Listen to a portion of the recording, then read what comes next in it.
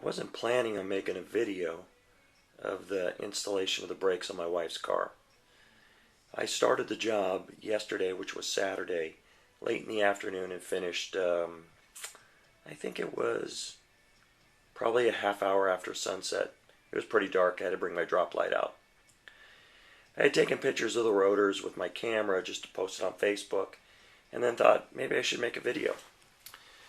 So I purchased a set of these actually there was a kit.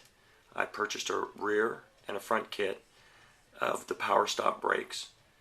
The rotors were slotted and cross-drilled, and these are their Evolution Sport pads. They're carbon fiber ceramic performance pads.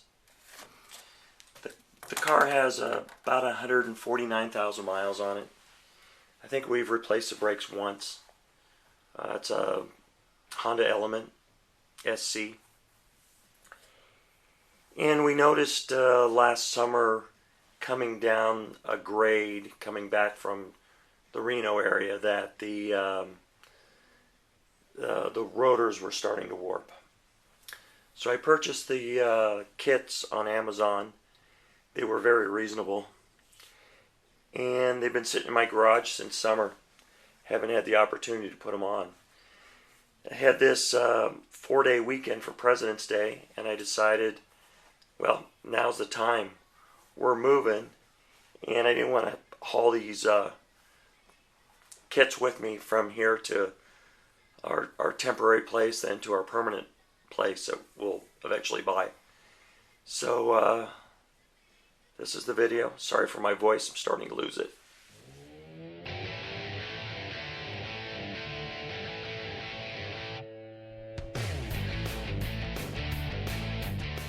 Got to break in these brakes. Instructions are, the break-in procedure is critical. If you do not break in the pads properly, it can result in brake pedal pulsation and thermal shock to the rotor, causing stress cracks. Turn the radio down. Break in the pad as follows: 2 moderate to aggressive stops at 40 miles an hour to 5 without letting the brakes cool down, and do not come to a complete stop. Then do 5 moderate stops at 25 miles an hour to 5, and let the rotors cool down after each brake application. You should expect to smell some resin as the brakes get hot. So I installed the brakes on Saturday. Finished. It was already dark outside. And Sunday morning about 7 o'clock, I'm going to take off. I'm going to slowly drive to where I need to go. Okay, here I go.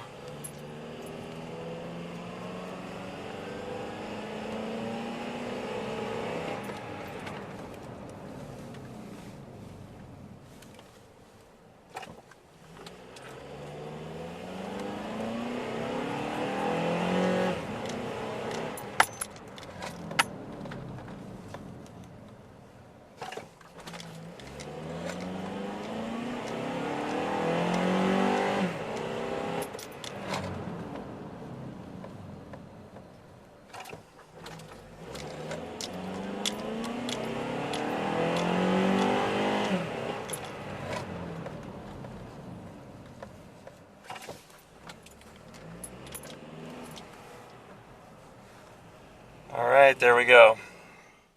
Just a side note, on my 40 mile per hour to 5 mile per hour aggressive stops, I did do one more.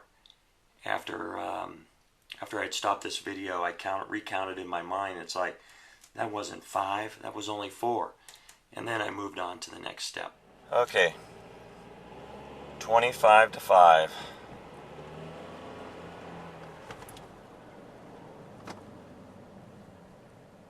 1. And now I need to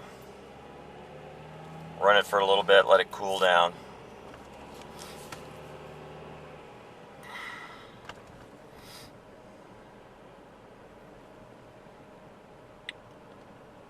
Okay, I got a yield sign up here. I'm going to slow down a little bit. I don't have to stop. Okay. Let's see. I'll do one more.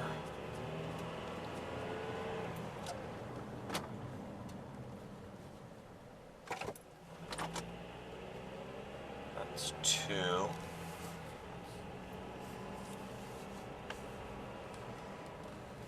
Let it run and cool down for a little bit.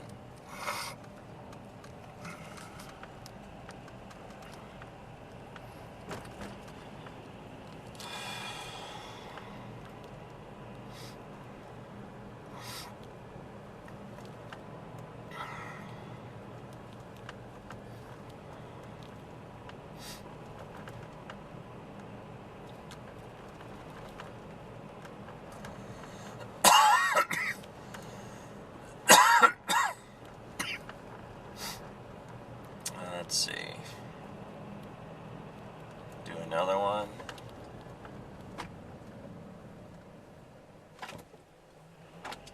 Okay. What's that? I think that's three. Wow.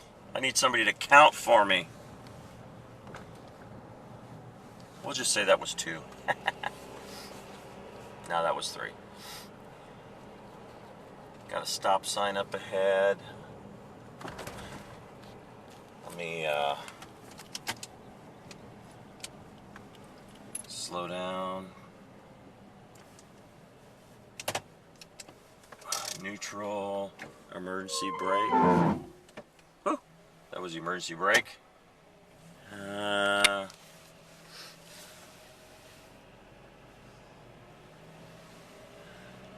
didn't use the brakes to come to a complete stop. Okay, we'll do this one more time. Hopefully that car isn't going to follow me.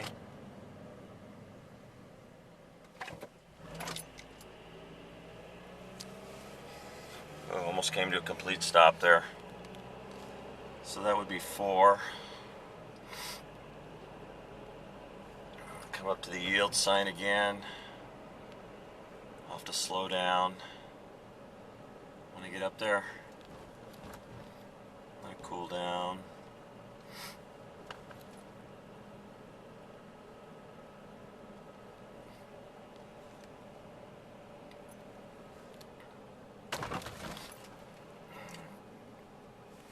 Slow down more. Downshift. Neutral. Okay, nobody here. Back in gear.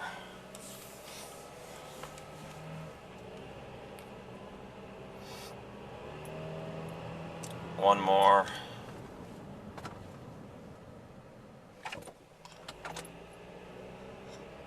Now I gotta let the brakes cool down for like 5 minutes. It didn't say on these instructions, but that's what I've read on their website. On my way back from my cool down period, I actually cooled it down, then I drove around the neighborhood, turned around on the freeway, coming back. I don't know. I don't see any difference in normal driving. I have to see what my wife says. It's her car. Alright, I'll take a picture of the rotors when I get home. So, I'm done with my break-in. Pedal does feel a little different. There's the front rotors.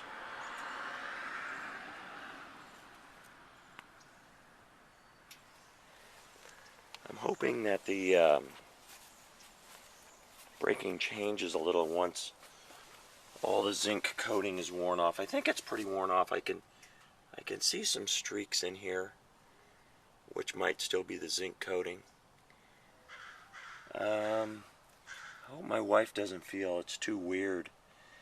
When you hit the brakes hard, actually when you hit them at all, they make a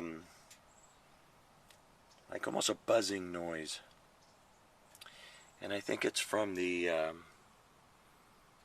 slots and the holes in the rotors. So these were the Powerstop pads I put on my wife's Honda Element. I did the break-in procedure according to their sheet that comes with the pads, and it was 5 aggressive to moderate to aggressive stops, 40 to 5 miles an hour, without letting the brakes cool down and not coming to a complete stop. So I did that, and then do 5 moderate stops from 25 to 5, and let the rotors cool after each brake application. Okay, so this was the paperwork that was with the pads. But the box states 5 aggressive decelerations from 40 to 10.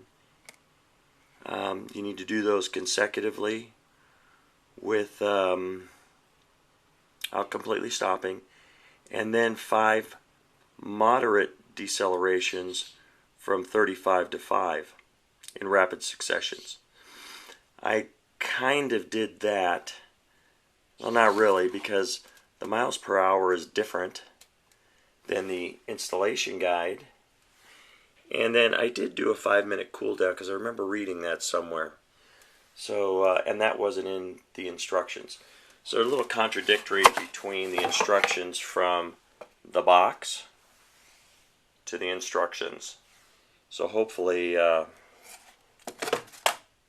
won't have any problems. So goodbye to the old rotors. The installation was pretty easy. I had one little glitch on one of the front rotors. The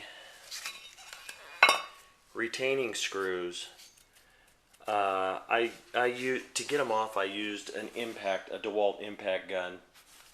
Came off perfectly with the on the rears and the passenger side right front.